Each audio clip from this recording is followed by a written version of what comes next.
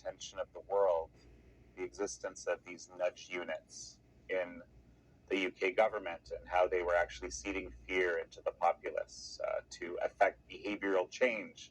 You were ahead of your time. Since that time, we've learned that this has been happening at a mass scale across all sorts of what I call legacy media in use, and that we're being bombarded by propaganda daily.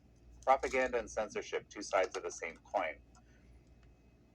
I just wanted to give kudos where they're due here before we start.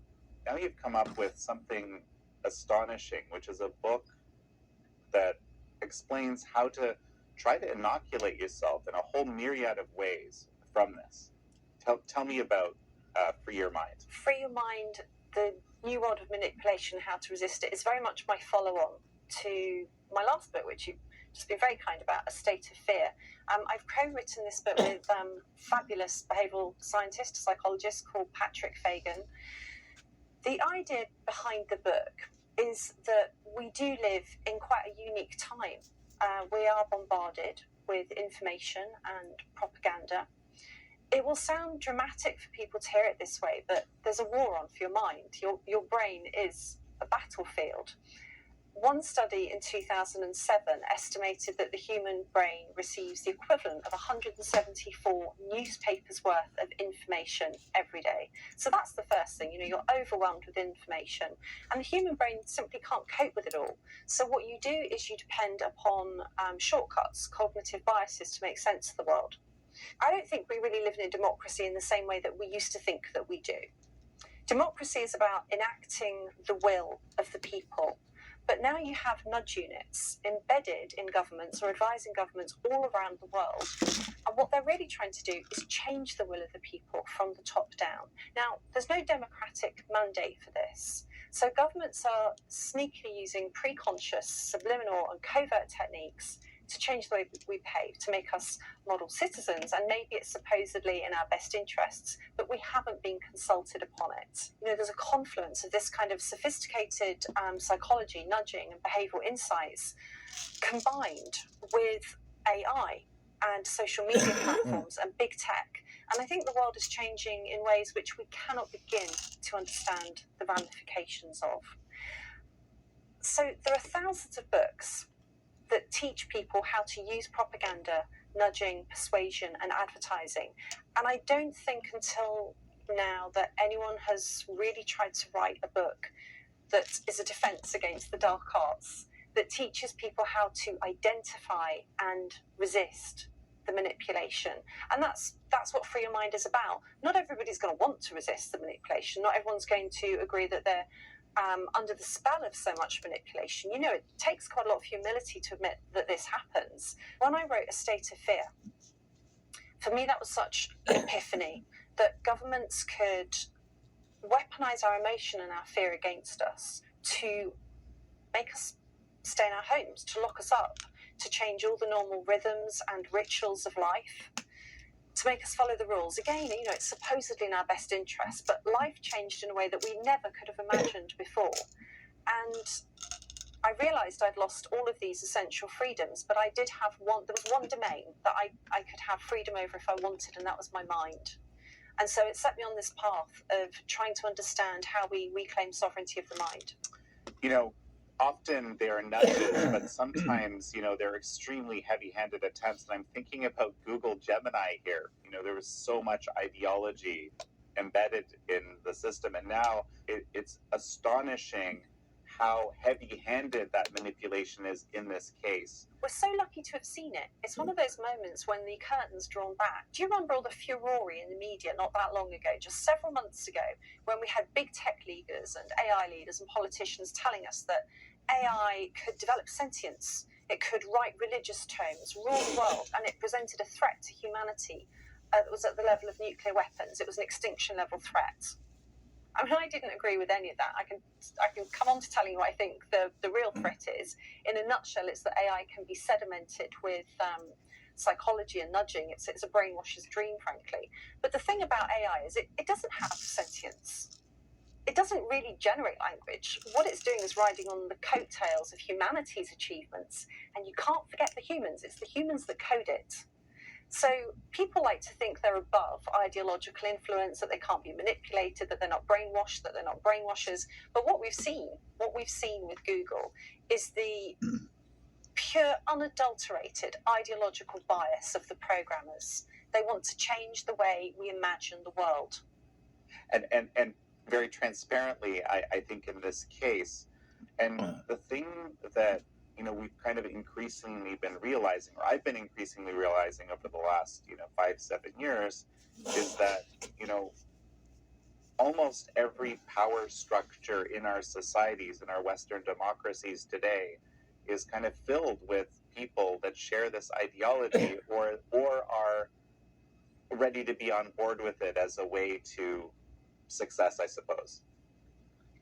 You're absolutely right. I think it's everywhere, and I think it's something that so many of us can sense. It might even sound a little bit dramatic, but I feel it, and I think I know a lot of people do. This feeling of something quite dark brewing socially and politically. There's a feeling of a net tightening and of truth being squashed, of more surveillance, more censorship, institutions captured by woke ideology. And, the answer as to what's causing this, I don't have it. I don't really know. I think it's complex. It's multifactorial, but we can feel it. And what we can see is the foot soldiers of it. So they're the technocrats, they're the behavioral scientists, they're the people that are trying to change how we think. They want to get into your brain and change how you think. They want you to imagine the world in the same way as them. The Google AI is a fantastic example of it, but it's absolutely everywhere. The idea that we all had to wear masks with no decent underlying scientific evidence that it would stop transmission of a virus, but they love the masks because they're signals. They're signals of danger. There's danger in the air. They made us walking billboards for danger. But also the fact that we were then compliant, we were conformists. They didn't like those odd ones out. We see it with climate change, this constant push that we must change our behaviour to avert some catastrophe. In order to try to take us down a path they want us to go down, this desire to capture your brain and to make you think the right way as a woke citizen of some new, unpleasant, dystopic world. And this is what we need to fight against. Laura, we're going to take a short break right now, and we'll be right back.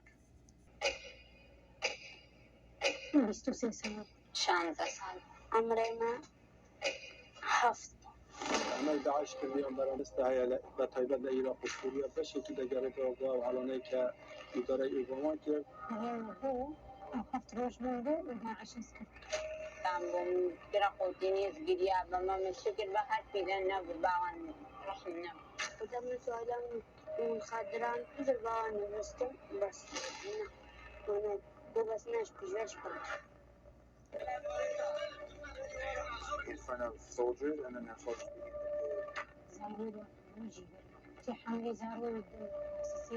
For your mind, Laura Dodsworth. Well, Laura, there's different kinds of personality traits in our societies, and some people just kind of, believe that others should think as they do, that they think the right way, and others should think that as they do. You don't want to give those people the levers of power, so to speak, right? Like that's kind of that's the corollary to that. I want to touch on something, before we get into thinking about how to inoculate ourselves, which is, of course, the substance of your book. And I have to say that, to me, every single chapter of this book is useful. I want to touch on this AI a little bit. TV changed the world. The internet changed the world. And this is going to be another game changer.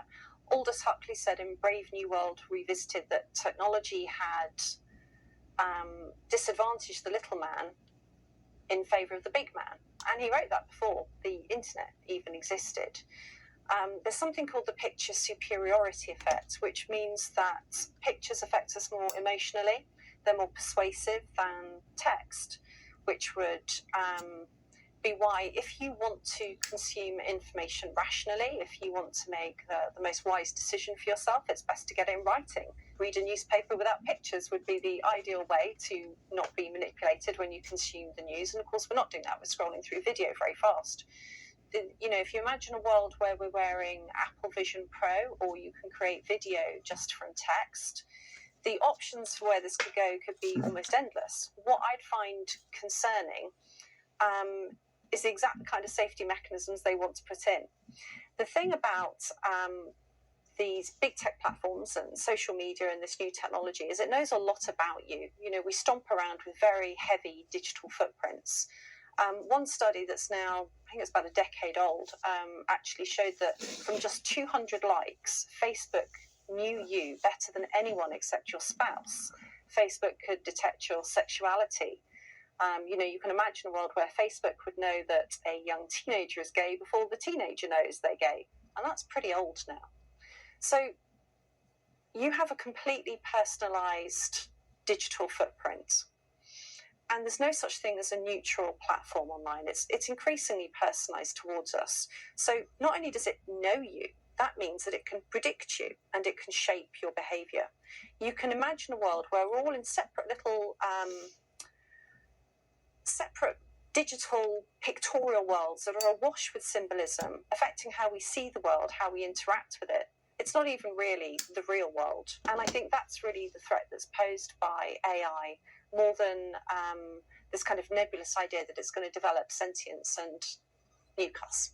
A case in point, I suppose, is some of this work that Dr. Robert Epstein has done, showing, for example, that based on just simply altering the order of the results in Google around, he created experiments where he was able to demonstrate that for people who are, for example, undecided on who they're going to vote for in a particular setup, you can actually manipulate them to pick somebody with very high probability without them being aware of the fact that they've been manipulated in the first place, simply by reordering the search results. So this is something that happens through something called ephemeral experiences, meaning that no one ever knows what you saw, and you don't even know what you saw actually, because you go to your next search and you've already been effectively programmed. If you were someone who was undecided on a topic, it's that easy. Never mind generative video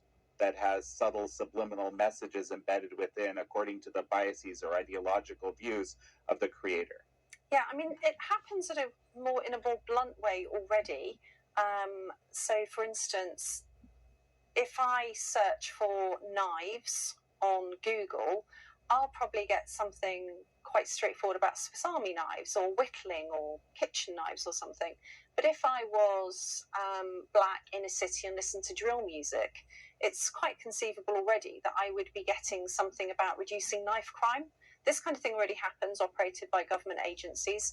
And again, it's supposedly in our best interests. It's not really very well understood. It could be that if you see a video about knife crime, it might make you more likely to buy a knife and commit a crime with it.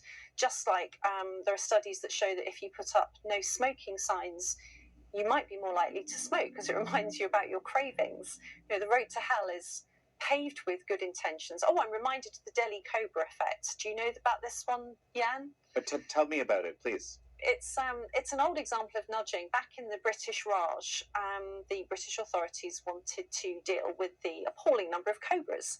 So they incentivized the citizens to bring in a dead cobra in return for an incentive, money. And to their delight, this scheme worked really well. The citizenry were bringing in piles of dead cobras and being rewarded handsomely for it. It turned out that the locals had been breeding cobras in exchange for money, and when the scheme ended, what happened was loads of cobras were released into the wild. All of these schemes that are put in place already, and they're quite blunt, maybe leading to unintended consequences, is my point. But it is going to become a lot more sophisticated. The thing about this confluence of AI, this video effect, picture superiority effect, with search and social media, is that you'll be an increasingly personalized digital world that can be scaled up like never before. Scaled up to the whole world, basically. 83% of the world owns a smartphone now, and it can be sedimented with totally unique nudging based on you. I mean, if you think about, say, when they were trying to persuade everyone to get the COVID-19 vaccine during the pandemic, that started with nudges. You can learn a lot about the government's intentions from its gentle nudges, because they then proceed. It's the first tool in a deployment of policies that go through from a shove to a prod to a cattle prod. We were given stickers, in this country when you got your COVID-19 vaccine to make, to show your social conformity, your social proof that you're part of one big group of people that had a vaccine, evidenced by your sticker. And then there were some other enticing incentives, such as raffle tickets or shopping vouchers for people that had the vaccine. And then there were some really weird incentives around the world, such as marijuana for vaccines in Washington state, and lap dances, and even brothel trips for vaccines in Austria. It got crazy. College education raffles in the States. Then you get through to mandates. Imagine a world where your Google search results, everything you see on social media, or some kind of like metaverse world around you is shaped exactly to your particular reasons for vaccine hesitancy. It's not a nudge anymore. A nudge should be a choice that you're able to make yourself. It's supposed to be choice architecture. You can choose one thing or another thing, but you won't really be aware what choice is put in front of you, and it's totally unique to you and based upon your psychological profile. Laura, I can't help but think of, one of your chapters contains a beautiful phrase. It's social media distancing is required here, I think. Absolutely right. We all know we could benefit from less social media time. I think there's a study that says that on average people think they pick up their phone 25 times a day, but it's up to 80 or 90 times a day. I really had to confront myself when writing this book that I'm quite addicted to social media. I put myself into an experiment where I went into a convent for 24 hours for a digital detox. Now, I'll confess something to you. It was actually supposed to be 2 days, but I decided I couldn't face it, and I made it 1 day, which says a lot. That did allow me to kind of step back just that 1 day, and it affected my social media consumption for another week or two, but then I got back to normal. So we do have a chapter called Social Media Distancing, which, while it seems to spell out an obvious message, which is that you can be manipulated on social media, it's designed to be sticky, it's designed to be addictive, and there are bots and there are trolls, and it runs on emotion, and you can receive personalized messaging to make you buy stuff. Really, the answer for a lot of people will just be to use it more mindfully rather than not use it at all. But there are all kinds of ways you can hack yourself. So while other people can nudge us, we can also nudge ourselves, and it's a technique that psychologists called pre-boosting, I think. So, you can hack your phone. There's the obvious ones like setting screen time limits or turning your notifications off. You can make your phone grayscale. That makes it a lot less enticing. So there are lots of things you can do to manage your own social media use as well. But that also takes the will to do it, right? Because these things are inherently addictive, and this is actually one of the challenges. We manipulate people, and that is the perfectly moral, reasonable thing to do. And what happens? It's an arms race of manipulation. You're absolutely right. I don't know how long this has been going on for. When I became really alive to it was COVID. And there are a lot of people that thought that all that fear-mongering and nudging and propaganda was the right thing to do, because otherwise people would be too irresponsible and stupid. They don't believe in the wisdom of crowds. They don't trust the individual to make the right decision for themselves or society. And the problem is, that's exactly how the nudgers think. So David Halpern is the head of the Behavioural Insights team, what's colloquially known as the Nudge Unit. And he was interviewed several months ago talking about his part in the COVID-19 pandemic for an interview that was happening around the COVID-19 inquiry. And he said that the use of fear was justified if people's brains were wrongly calibrated. And I remember that really struck me, because I thought, what an interesting word to use. Well, how interesting to talk about calibrating a brain. We don't normally talk about calibrating people. We talk about calibrating machinery. It's as though people are little units to be shuffled around the board. I like to joke that we don't live in the age of misinformation. We live in the age of myth information, because people are totally open, and I'd say shameless and brazen about this nudging, about how it's good for us. I started at the beginning, I think, of the interview saying that there's no democratic mandate for it.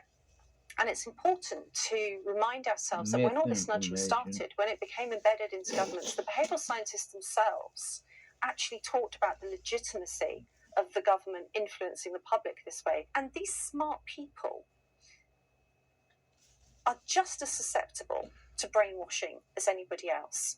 In fact, there are some studies that show that smart people are more brainwashable. I know everybody clever watching this will be thinking, no, not me.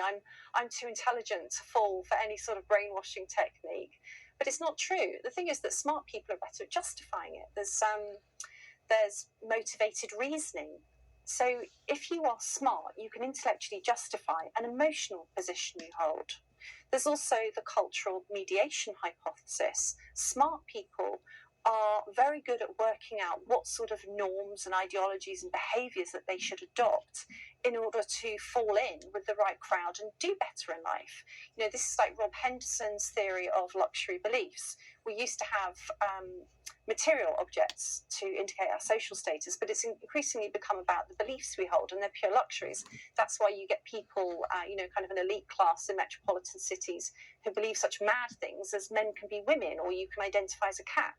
These are not the preoccupations of the developing global south.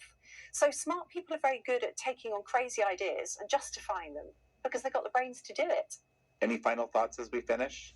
Learn to understand your biases. Again, we explain what the psychological biases are, and learn to understand yourself. You need to stand for something or you'll fall for anything. Stop haunting yourself and learn to be the first to speak up. Well, Laura Dodsworth, it's such a pleasure to have you on again. Thank you very much for having me, Anne. Thank you.